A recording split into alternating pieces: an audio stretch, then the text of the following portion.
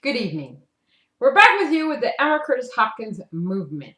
Today, I would like to talk about the aspects of racism in the world today.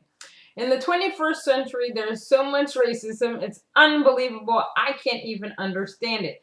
It really baffles the mind that people are so consumed by hate over the color of skin. But sometimes it runs deeper than that. I think when a person sees a color, the skin color, or they see a particular race, they associate that with a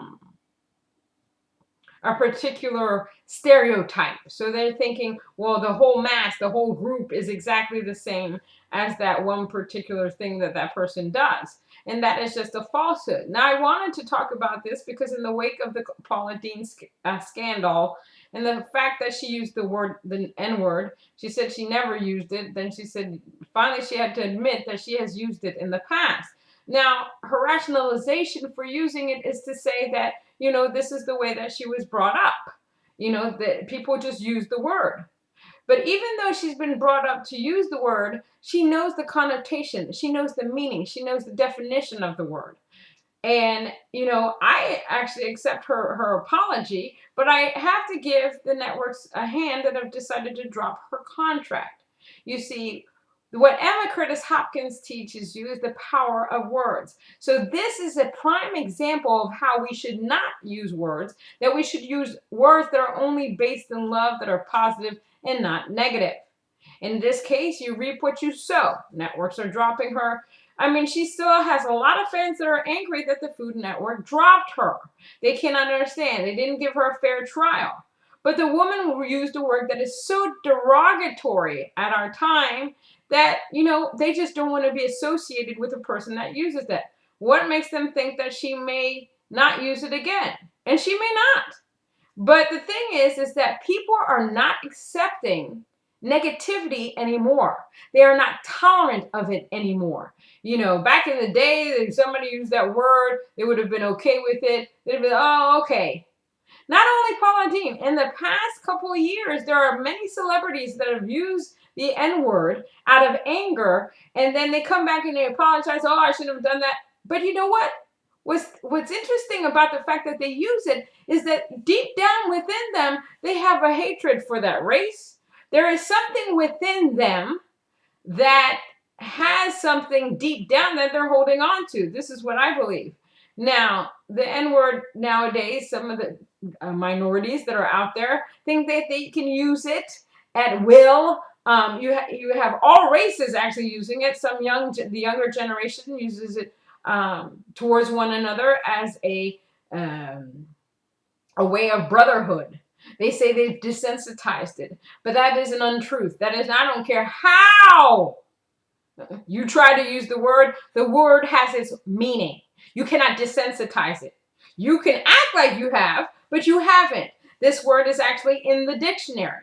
And in the dictionary, it is a derogatory name for a black person, okay? So you cannot desensitize it. I often say that, slaves must be rolling around in their graves at this point because they've used to hear that word all the time while being beaten, castrated, bitten, raped all the time. So this is not a word that is of greatness. It is a horrifying word. You cannot desensitize this word. Like some minorities say there's a brotherhood. No, there is no brotherhood. What they don't understand is that this word was used so often back in the day and then now that minorities have been conditioned to believe this is what they are. This is my own viewpoint. I've sat down and tried to understand how minorities can use this word.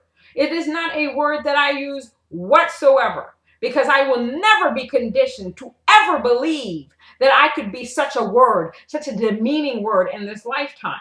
But it's not just about using that word. It's using any words against Caucasians, against Hispanics, against Asians, against Germans, against Polish, and against anybody, any race. We should not be using this in this time.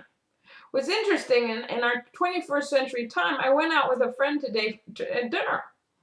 And when we looked around us, there were so many interracial couples. It was amazing. I think it's the most beautiful thing that I've ever seen. I always say it's interesting. Two beautiful races coming together. And when they come together, they have a child. Most of the time, an interracial, biracial child is one of the most beautiful children that you can see.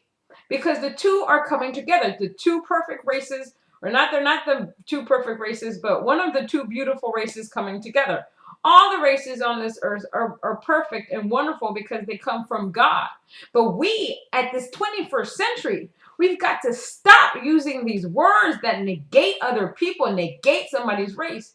I have to admit for myself that sometimes when I used to ride the train a lot, and there were minorities that were on the train, and they would act a certain way, it would bother me because this is what's being represented to other people.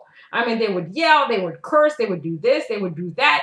One day a man said something to one of the young ladies and said, you really should act more like a lady than acting as foolish as you are. And the girl had something to say. But this is what is representing me. And then I think that, especially with the minority race, they need to be better educated about their past. You have too many of these kids, black, white, Asian, Spanish, whatever, that are walking around the streets with their pants down low that looks like they have doo-doo in their pants, and they think that that's attractive. I don't know what woman, although I'm not part of this generation, would want anything to do with a person that has pants down there.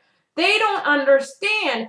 Sometimes I feel like the aspects of slavery, whether it's Judaism or the minority race or any other race that's gone through slavery, that needs to be pushed into their face to see what the minorities had to struggle through. If it wasn't for people that stood up, took the beatings, took the castrations, took all these things, I don't know where the black race would be right now. Now, I understand that, there are people out there, there are still racist people out there. A lot of people say, go back to your country. But the thing is, they don't stop to consider this. Minorities were in their proper country for years. They were kings, they were queens, they had gold, they had things, they had wonderful life. They might not even known about other races. They were taken out of their own country to be enslaved. But yet you want people to go back to their country who have built this country. It is not our problem. It is not our problem. The people that you should be concerned with are the people that brought us over here. Now, many people will sit down and say they're oppressed. I'm not oppressed. I don't, there are certain times where I walk into a store, they may follow me, this, that, and the other. I don't even think about it. I am a child of God. I am a child of God, and I do right by God. I do right by people. I want to be a magnet for good. I want to help other people. So, this aspect of racism is really bothersome in our time now. We should not be dealing with this whatsoever. God is good. God is great. God is all things that embodies this world. We were all put on this earth by God to do wonderful things. But one of the things we were not put on this earth is to hate and to make somebody unhappy, to bring tears to somebody because you have called them the most derogatory name in the world because, oh, you were raised that way. Oh, that's how we talk. No. In the 21st century, you're old enough to discern right from wrong and how your language should be spoken, how you should do things. And I tell you, when I see younger folk act a certain way, sometimes I do say something to them. I said, you are representing me. And when people see this, they're going to think the whole group is like, I don't want this kind of representation. Read your books. Read your history. Learn where you come from. Just because we have a president that's biracial, it doesn't mean anything. He does not represent you in a sense because you are not representing him. There has got to be a maturity. There's got to be an eloquence. There's got to be something else, a dignifying way of that these youth need to learn how to act. They think the world, that everything is on a plate and platter for them. No, these things have to stop. We have to use words of positivity. And you know what? Whatever you put out against somebody else, the negativity is truly what you believe about yourself. So if you're going to call somebody the N-word, HC, whatever, all those other words that come out, you're really saying, this is what I believe about myself, and this is what I'm projecting out into the world. So everybody, please, let us love one another. Let us not see race. If you want to see the race, see the beauty of the color. Any color that there is, white, black, brown, blue, whatever it is, embrace it, love it, because we all come from God. Stay blessed.